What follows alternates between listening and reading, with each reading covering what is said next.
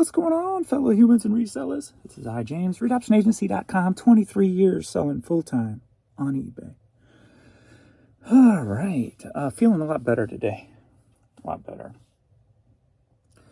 Haven't done no shipping yet today. Just went ahead and ran to the post office. But things are moving, so I may do one midday because I'm going to have a lot to pull because stuff's moving today. Unlike yesterday. Yesterday, there was definitely something up with my old account. At about 8 p.m. or so, when I last looked at my account, I only had $199. So we're at 8 p.m., 42 plus thousand items, $199. Looked like it was going to be my lowest day this year. But after 8 p.m., some more items started selling. Still a low day compared to what it has been. Because what it has been is about 6 to 650. So for $199 at 8 p.m., I was like, what, something's going on. The clothing store was pretty normal, but the old account, not so much. So after about 8 p.m., ended with $357. So an extra $150, almost what I did all day, did after 8 p.m. till 2. Actually, it was 8 p.m. till about 11:30, I believe it was. 11:30, everything shut off. So again, it looked like they shut off to do some maintenance. But to do almost what I did all day between 8 p.m. and 11:30 p.m., something was off with the account. Today, everything's been kind of rebounding back. Like we're at 11 a.m. right now, and the big account, or the media account, is at $267. So we're already at 11 o'clock over what I did by 8 p.m. last night.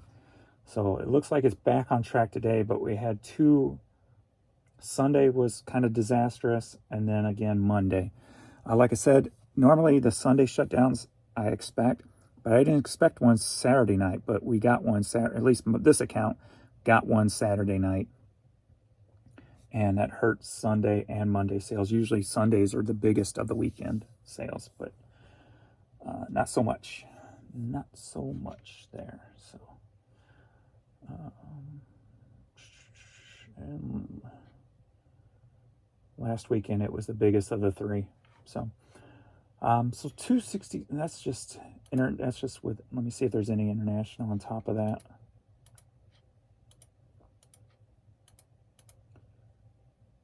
No, 267 on there, and then on the clothing store this morning.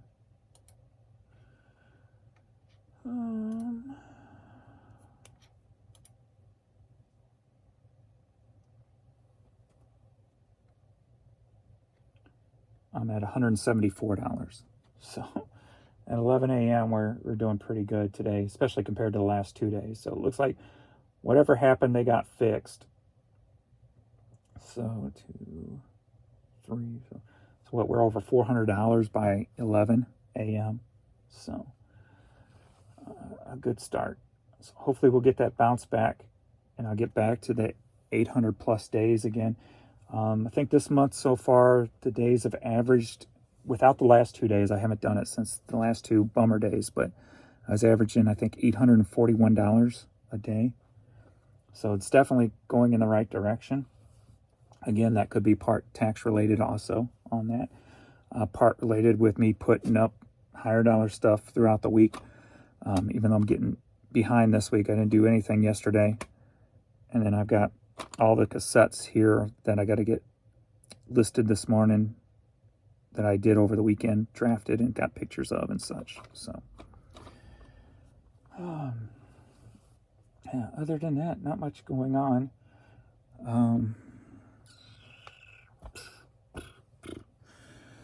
Since I'm not shipping, what else to talk about? Pee-wee's still doing good. Courtney's perfect again.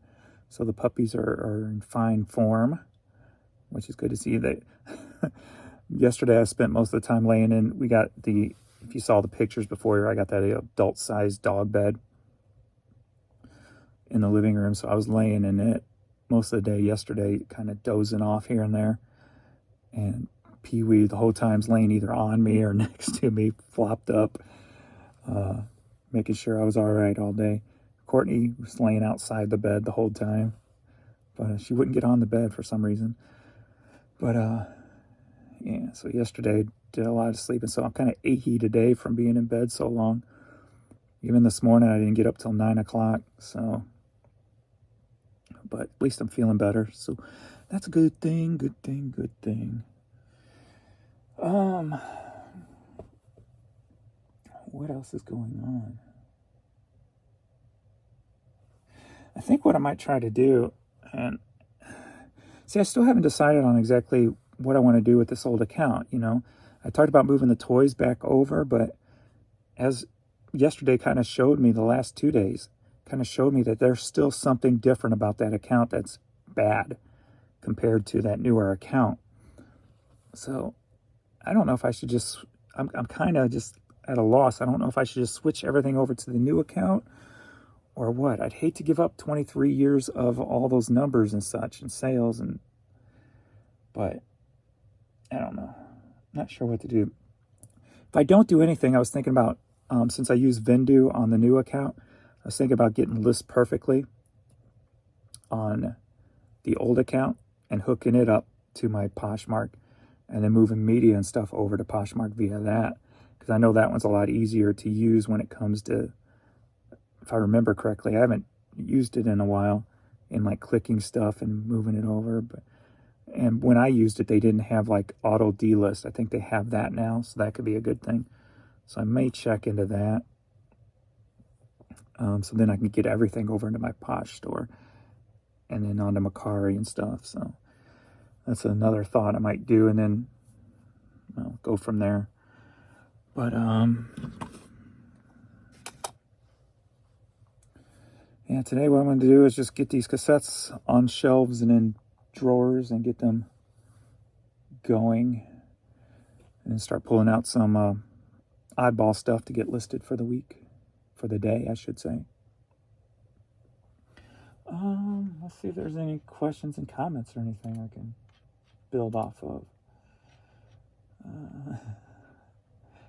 I put up another, I'm thinking since I usually take pictures or whatever of the puppy so much that I might as well do a short every day. So I'll do a short today on the puppies. My puppies want to go viral. So I'm putting them up on TikTok. They're getting normal views for me on TikTok. So we'll see.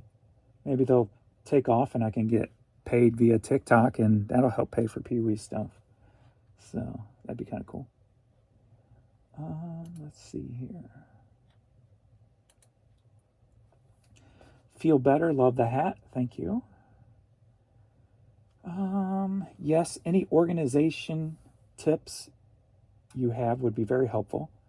Also, how do you inventory your eBay items? Do you use a spreadsheet, or what do you use? These types of things would be very helpful to us resellers, even us smaller ones. I've never used a spreadsheet. I've never really done inventory other than what's on eBay. I've always thought about it, and when I go through all the thoughts, I never see any benefits from it, because even at tax time, you only need to know the value of your inventory. You don't need to know how many or anything like that. So I never really cared about doing inventory. And then about what ends off eBay randomly, I just find out when I go through a tote as I'm filling a tote. So yeah, don't really do any inventory whatsoever other than those little things there. But hope you feel better today. The migraines sound terrible. And this one was a little bit worse as for the longevity of it. It wasn't intense migraine the whole time. It was just at the beginning for probably a couple of hours where you think you're going to die and you vomit and stuff. But then usually after about 4 or 5 hours, it kind of just goes away. But this headache stayed with me all night.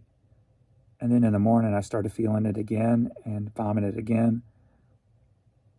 And then just felt off the rest of the day. So it wasn't as intense for so long, but which is a good thing, because that intensity is what, I mean, you're just pouring sweat at the pain. You're just laying there sweating. It just hurts so bad. And vomiting and whatever. It's not pretty. My dad used to get them, and my dad would actually pass out from some of his. They were so intense. Yesterday was the closest I've ever felt like I was going to pass out.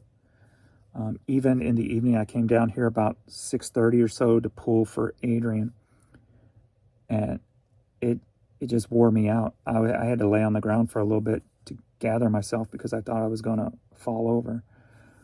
But hopefully we'll be able to be a little more active today. I'm still going to take it slow, though, because I don't want to, my head still feels a little foggy, so I don't want to push it too hard yet. I don't feel 100%. But clothing racks, hanging t-shirts take up crazy amounts of room. Is there a better method? Yeah, I just prefer the boxing. The boxes, you can use those, or the banker boxes. That's what I use. I just prefer them doing that. And then separate sections, so that's quicker to pull out an item when it sells. So if you have a bigger box, you can section it off. I got mine in section A, section B, but you could even do 3 to make it even quicker. Section A, B, C, tub 1, tub 1A, tub 1B, tub 1C, and makes it super quick to pull. That's what I would suggest. A lot of people use the number system to number each item individually. Your downfall on that is condensing. It takes a lot of time, and the bigger you get, the longer that job takes. So that's the only downfall from that. The upside from it is when you do list, you automatically know where they're going to go. Whereas me, I bring them down, and I bring a box or a drawer over here. But then doing that allows me to see what's been delisted. Where if you're doing that number system, to see what's been delisted, you're going to have to basically go through the numbers. And I couldn't imagine doing that unless I can't think of another way of doing it right off the bat. But that would feel like a nightmare to me if I had to look up every number to see if it's listed. That would suck. So with me, I just pull up I'll just type in tub 1, and then all my everything in the tub will come up, and then I can just go, okay, that's it. Oop, that's not listed. And it's a pretty quick process doing that. So that's what I recommend. That's what I've always used. Just little totes or buckets or totes, boxes, drawers, whatever you need to be.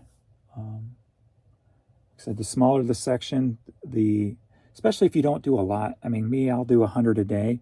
If you're only doing 20, 30, 40 a day, it's very easy to work that system, because you can do 10 shirts and know exactly where they're going to go, right? So you know that tub 1B, you've sold almost everything out of there, so you got a lot of room there. I'm going to list 10 shirts, and they're going in tub 1B. So I would recommend something like that. Or if you want, like I said, the smaller banker boxes, cut them in half. Do the same there. So,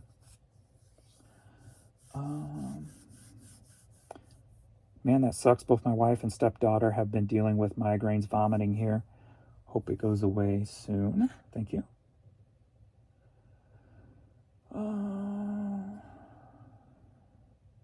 What's this line through it? That's weird. I have a deal here today where I am going to see exactly how they are screwing me over, if it's all correct. I have not promoted items I was selling for 635 bones in business and industrial. Buyer contacted me and said, would you consider 500 even? I wrote him back, said I could do 560. That's a big discount, especially for the item, which retails for 12 to 1700. Anyway, I entered shipping on the calculated by location. I also knew it was going to have to pat for shipping materials that I don't usually carry, airbags, etc., bubble wrap. So I put the weight in. Oh, this is a long one. Wow. I don't have my glasses on either, so now it's all running together. Standard shipping, I see I can ship the box 1 day less and travel with 100% insurance, including signature, for $38. This is only a sale for today. Nothing going to interfere with calculations. Sale 560. Buyer costs, shipping cost buyer 113. Actual shipping cost $38. Sales tax $67. Transaction $99. Taxes are based on $740 at 13.25. My transaction breaks down to a net proceeds of $575. Last time I had an order like this, I do not feel like I got the right pay out, but also mysteriously, I had another couple of sales the same day, and it got jumbled up into one payment. Well, if you go to payments, you can break it down. It breaks it down and tells you what it takes out. Or if you just go to My eBay or Sold, you can click on it, and it breaks all down what they take out of it and your net sales for that. That'd be the easiest way to keep track. They are stars. I love them. The puppies. My puppies want to go viral. They are stars in my eye. Superstar. Little bluebird. I suffered migraines since I was 5. They suck. I'm sorry you deal with that. Take it easy. Thank you. Congrats on your sales. Yeah, the storage thing can definitely be a challenge. I need to conquer that better myself, honestly. Items I find go in streaks. I myself don't have a lot more CDs to list. What I have myself to list is DVDs and VHS. I have a lot of those to list. Yeah, DVDs and VHS I found.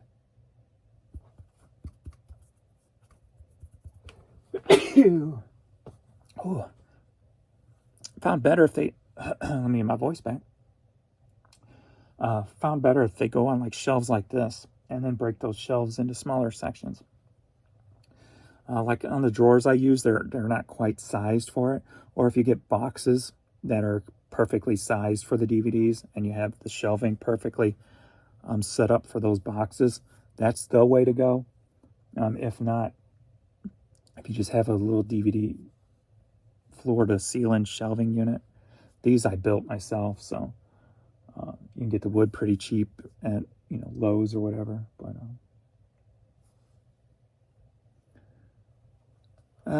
they're okay in baker boxes. Oh, it's hitting me now. You can get 2 rows with a little over thing, but you have to move to look for stuff, so it can be kind of a slow thing.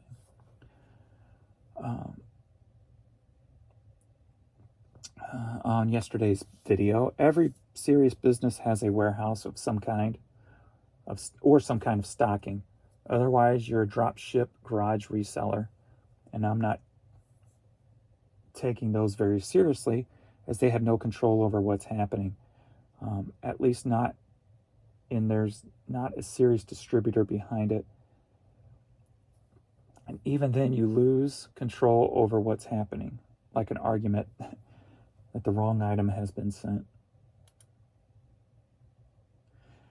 Yes, make your own decisions about whether you want to store things, how much, and for how long. Sure, items that are very common, you can sell for lower prices.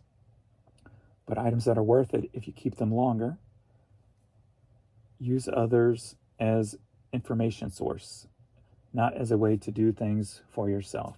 Your market, budget, goals, space, etc. are probably all different from the one giving the advice, with the advice. Yeah, 100% there. Like I said, if you want to make a reselling business, use your space. Use your space, then use your space efficiently. Like I said, if you have an empty shelf, that's money you could be making. That's almost kind of the way store retail, they look at their square footage. They only have so much square footage on shelves, and if there's stuff missing from that, that's missing money. That's money they're not making. So kind of look at it like that and just try to fill every nook and cranny that you can with a listed item. Because it ain't going to sell if it's not listed. So, yes, migraines are hell. I hope you get yours knocked out quickly. Thank you.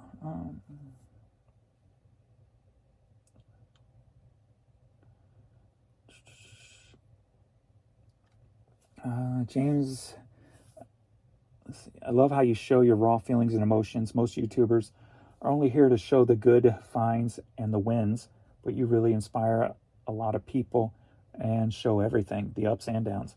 I look forward to watching every video you make. I too feel this way many times a month, and I can relate completely. That was to the I suck at life video type of thing. Yeah, every once in a while I just feel, God, I suck, But of course, I have methods to get over stuff like that really quick. Like I kind of talked about in that video, just putting things in perspective. Everything in life is about perspective. And the more experience you have in life, and by that I mean knowing what a homeless person goes through, knowing what a rich person is capable of. The more people you know from all walks of life, the more experience you can take within yourself, and the more you can put yourself in perspective. And not necessarily like, one's here and one's there, and I'm right here, or I'm right here, or I'm right here. Not like a contest type of thing, but more of a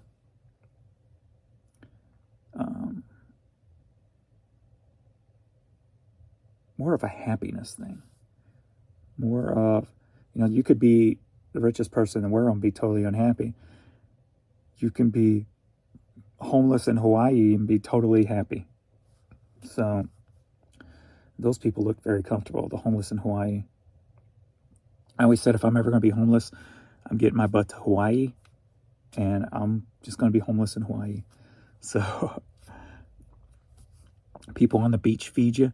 You can sleep on the beach. You can just lay down on the beach anywhere you want. And people barbecue around the beach, and someone will give you a burger or whatever. So that would be my thing if I ever went homeless. Get me to Hawaii. Just got to find your happiness, I've achieved my happiness. My next achievement is just to not feel stagnant, right? I've got to find that fire, that desire.